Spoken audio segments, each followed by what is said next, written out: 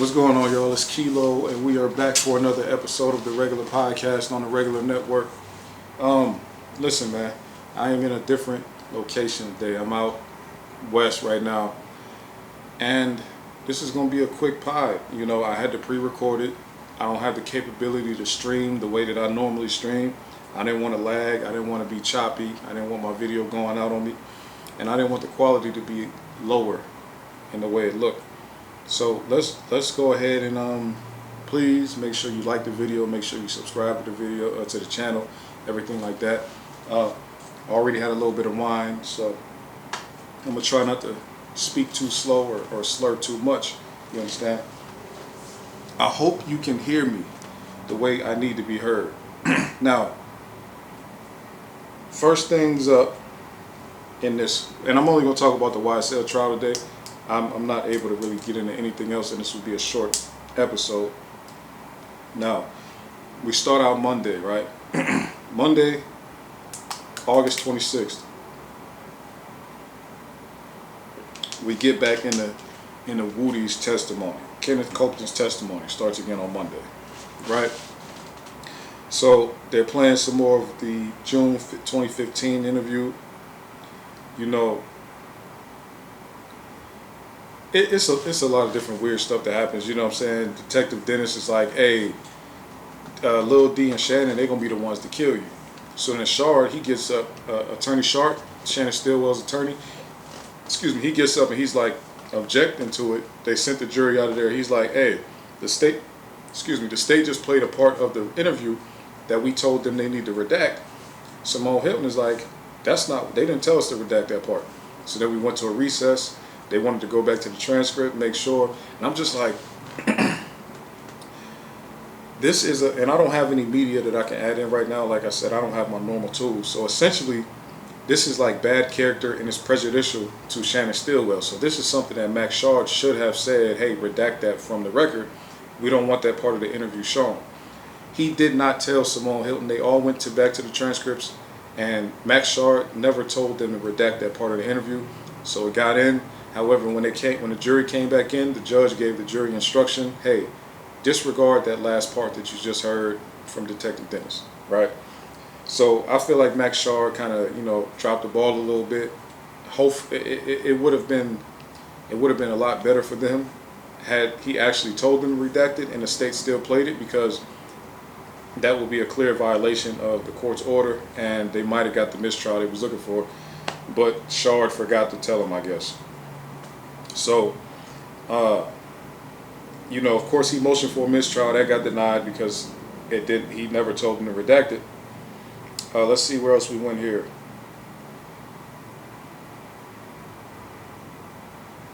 So then, eventually, listen, the state still kept wasting our time asking Woody a bunch of questions that meant nothing. We eventually got over to the 2021 interview was also very interesting.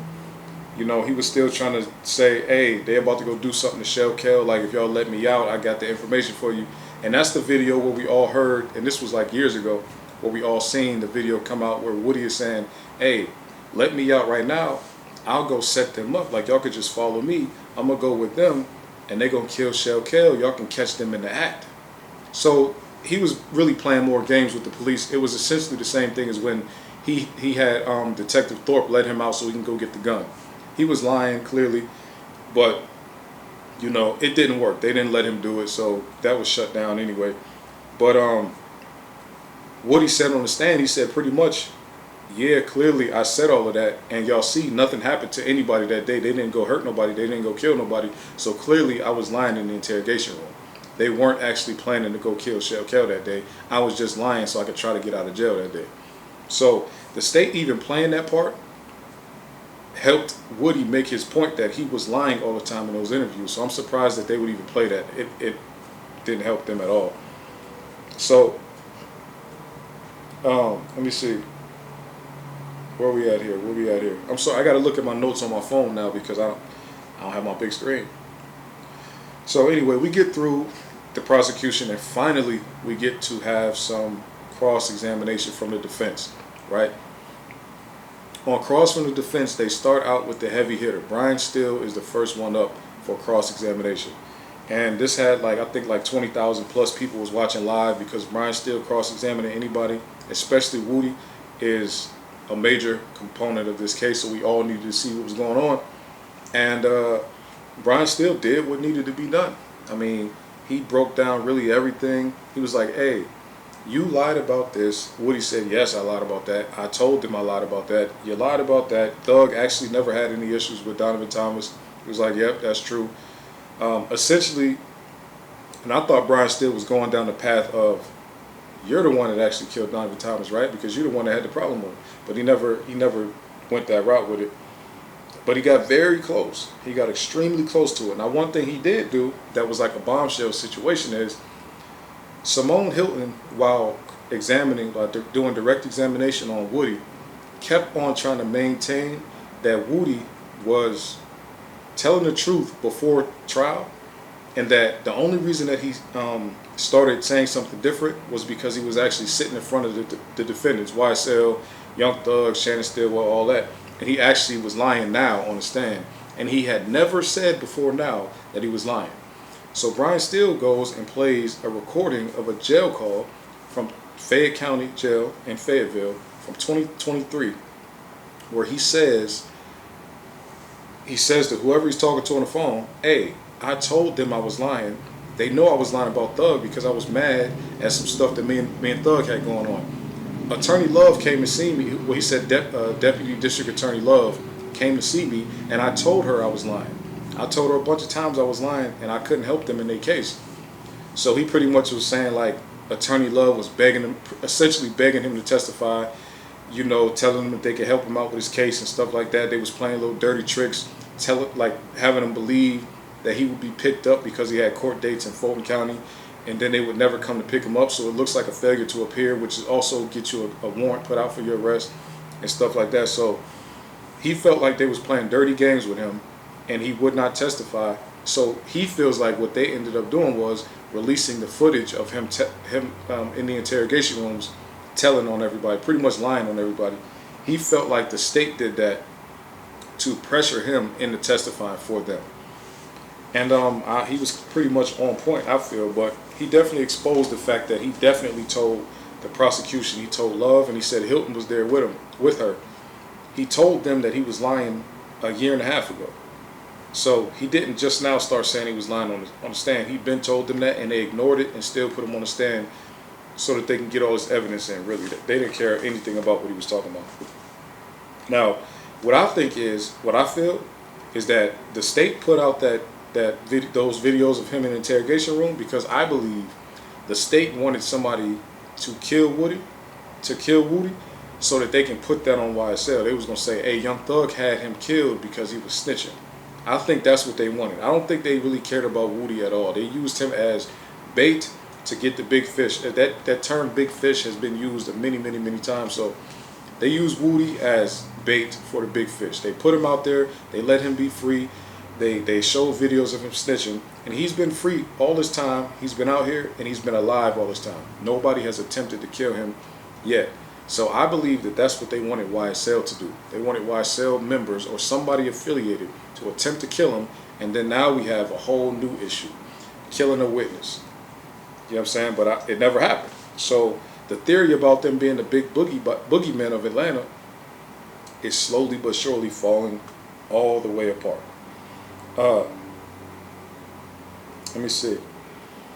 I thought that it was interesting. Let me see. Another thing that happened, what came through was Woody had a phone. So after Woody did that wild interrogation interview with, when he was telling like, "Yo, Thug did that," and Thug had them go do that, and he was in this gray Infinity, switched it out, and did all of that. When he told them all of that, then he calls Thug. He has his girl Deshawn call Thug and pretty much ask for bond money. And Thug and his sister was willing to help out and gave him $700 for bond money. And then he gonna say, "Hey, Lil D ain't right." So he's telling them Lil D is the one snitching, right? Pretty much is what he's saying. He said, "I don't want to say too much on the phone, but Lil D ain't right." So not only does he tell on them, they end up helping him with bond money. On top of them helping him with bond money, he knew he had a hold on himself from Henry County but he didn't tell them. So he pretty much just took their money for no reason. Had a hold from Henry County, took their money, and said, all right, look, Deshaun, we're not going to tell them. We're just going to try to bond out, and then we're going to act like we didn't know we had a hold on us. Dude was just devious from the beginning, man. But so he pretty much played them, got some money out of them. So do y'all think that if Thug actually had him shoot at Nut or shoot Nut, that he would actually be on the phone with him and pay his bond? He probably didn't know nothing about what was going on. At that time, he probably didn't even think Woody had anything to do with it. Because I don't think that Brian Steele would have let him communicate with and pay his bond like that. Because Brian Steele was his lawyer, was Young Thug's lawyer back then. I think Brian Steele would have told him, don't pay his bond, don't give him no money, don't be on the phone with him at all. So at that time, I don't even think they knew what was going on. Thug is telling him on the phone, hey, you need to keep your head up, keep your mind right, get your mind right, stay out the streets. We ain't effed up no more. You ain't got to be in the trenches like that no more. So they telling him, once again, the theme is that Young Thug is continuously telling his homies, get out the streets, stay out the streets. Once again, it's on the call right there, right? So, you know, of course the state, they don't care about that. They want to lock him up. Now, what a lot of people found interesting is that the state didn't use the calls from the Fayette County Jail in 2020, what was it, 2021 or 2023? Those calls are much more recent than the 2015 calls that the state been trying to use, right? So everybody found it very interesting that the state just conveniently did not use the calls from 2023, or the new calls, the more modern calls, right? Where Woody is much more clear-minded, where Woody is saying, oh, I tried to do something and I played myself, they tricked me into saying some stuff, and I played myself because I kept on lying, my lies caught up to me, like where he was like reflecting on all of the lies he told back in 2015, and he was reflecting on how none of it worked in his favor, right? So, yeah, I thought it was interesting. I think Brian Steele did an amazing job. Then we get Doug Weinstein coming up there telling Woody, like, yeah, he told Woody something like, you're a bullshit artist or whatever, you're a BS artist. And he asked Woody to tell the jury, like, how he lies, how he's so good at lying, like, tell him your tactics. And Woody is like, yeah, so you just mix a little bit of the truth in, and you need to be detailed with your lies. So you got to mix some of the truth in with the lies, and it makes the lies sound more believable. So you get the part of the truth that you give them is the stuff that they already know or already think they know. That's the part of the truth that you give them. Then the stuff they don't know, that's where you just make up everything completely. So I thought Weinstein was very funny for like asking Woody to to tell the jury how he lies. So he pretty much, Weinstein was done in like 10 minutes, 10, 15 minutes, whatever. It was very fast.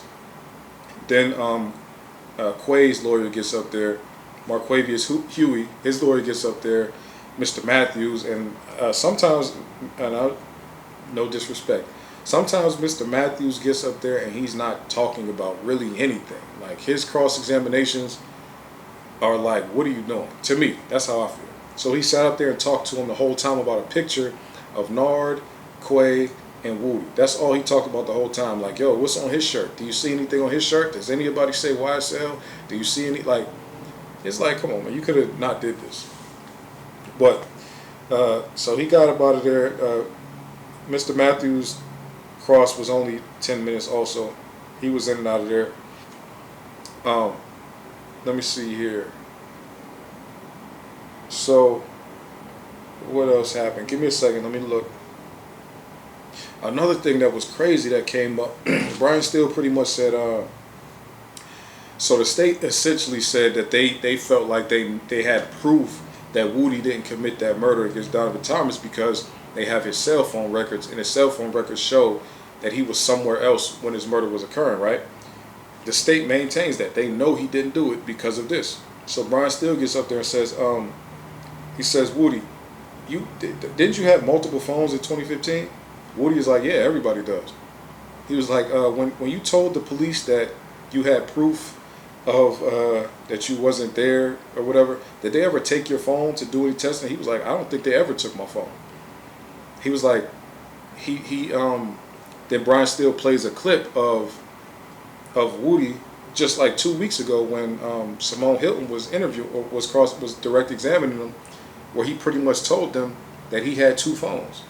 She was like, did your cell phone records show that you were like somewhere else when this murder happened? He was like, what? Which phone?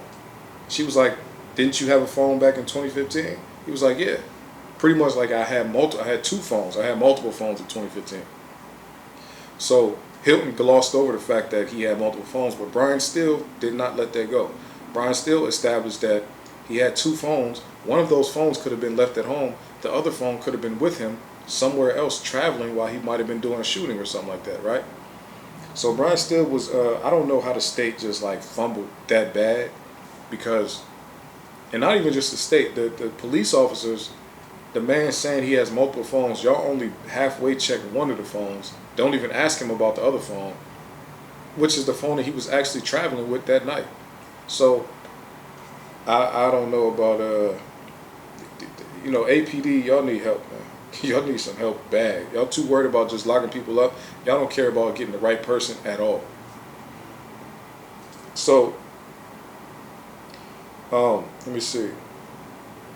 So the police pretty much took Woody's word, and now, like I said, they gave immunity to the person that's probably the number one suspect in this whole thing, right? So Wednesday was actually the last day of court for this week. So, Brian Steele finished up playing the jail calls, doing his interrogation.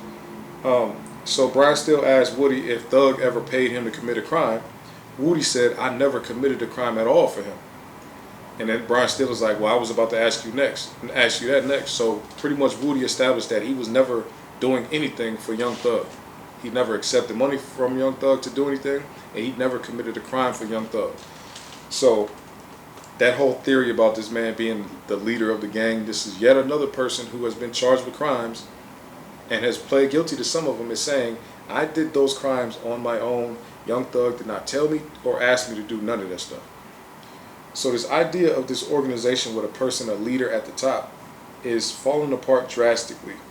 It has been falling apart since the beginning, but it's definitely falling apart now. Let's see here. Give me a second. Oh, okay, I'm sorry. So I went through Matthews. Now, Shard gets up there with Woody. I felt like Shard was playing like a very, very, very dangerous game with Woody up there, because he was pressing Woody, right? So he just got into the idea that, like, he wanted to list all of the lies that Woody had told over the years, right? He's like, Woody, we're going to go back and watch these interviews from 2015. Like, please bear with me, whatever, doing that whole thing. And then he pretty much said, this thing that you said, this was a lie, wasn't it? You made this up out of thin air right there on the spot, right? He was like, yeah. So Woody says that somebody named Lil Mike and Quez robbed or shot up somebody or whatever like that. Shard said, those are made up people, aren't they? Woody said, yeah. He's like, you completely made them up. He was like, yeah, I did. I made them up on the spot. There's nobody by those names that live in Etheridge. I made them up. So Shard is just like really getting into it, showing the state how stupid they sound for believing anything that this man was saying. He was making everything up on the spot, right? So he went through the January 11th interview, the January 28th, the February 20 whatever, and then the June interview. He's like, the reason that you haven't mentioned what Lil D told you about Shannon and Young Thug and all that, the reason you haven't mentioned it in these other interviews is because you haven't made that story up yet. Is that true? He's like, yeah, I didn't make the lie up yet.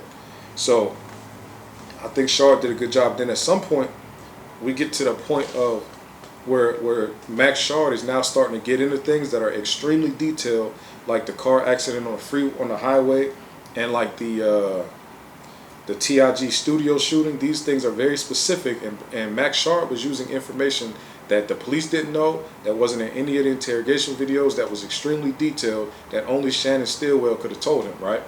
So Woody at some point stopped answering questions completely. He wasn't saying, I don't recall. He wasn't saying nothing. He just stopped answering. And Max Shard kept asking questions, even though Woody stopped answering questions, right? So the state objected and said, Your Honor, he's not waiting for him to finish to answer questions. The judge said, it seems like he doesn't want to answer questions. It's fine with me. So the judge let Max Shard just continue asking this man questions Now, why is it important? Right, let's talk about it real quick. The reason why it is interesting that he took that route and that it actually worked out amazingly, what I feel, is because Max Shard was saying stuff that was almost like accusations. He's like, so you stood outside the TIG studio with your gun in your hand with your friend behind you at the gate, and you shot at the studio and you put a bullet in Rich Homie Quan's car, and Woody went silent. So this is stuff that the jury has seen how Woody answers questions for the last 2 months. They know Woody now. They got his personality down pat, right? We know how Woody reacts when something is completely false and stupid and makes no sense. We know how he reacts when he doesn't understand something. We know how he reacts when he knows something. And we know how he reacts when he doesn't want to say too much, right? He went silent. And Max Shard kept asking. And I'm thinking pretty much like it was extremely effective because those now look like accusations that Woody is pretty much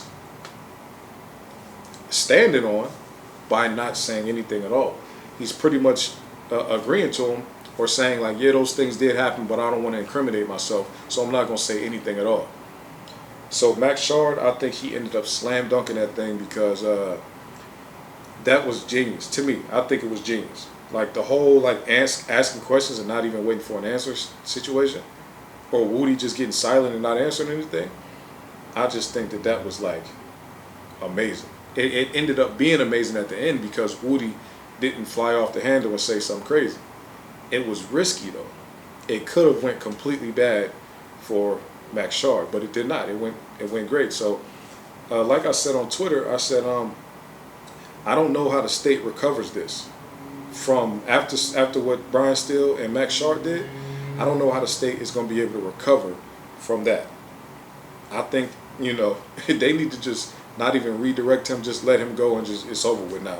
Because I think they're really realizing that. Another thing that Max Shard established is that none of these defendants on the trial had a problem with Donovan Thomas at all.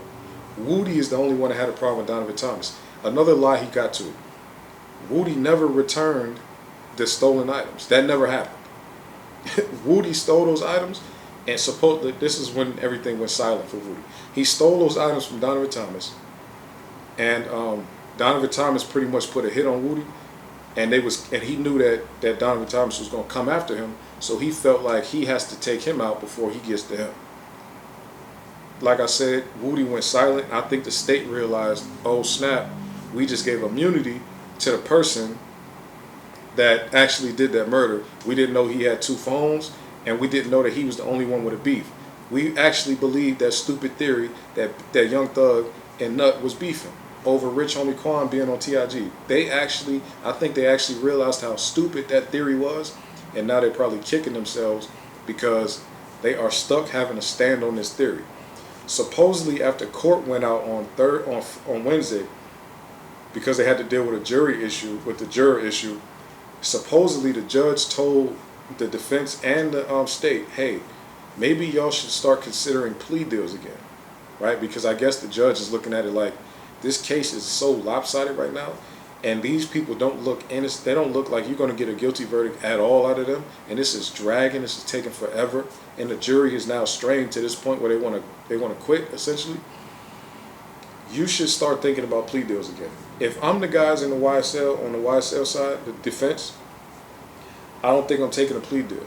The only way I'm taking a plea deal is if you reduce all the charges.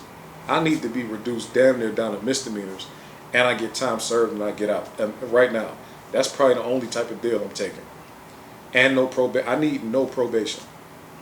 That's the only type of deal I'm taking.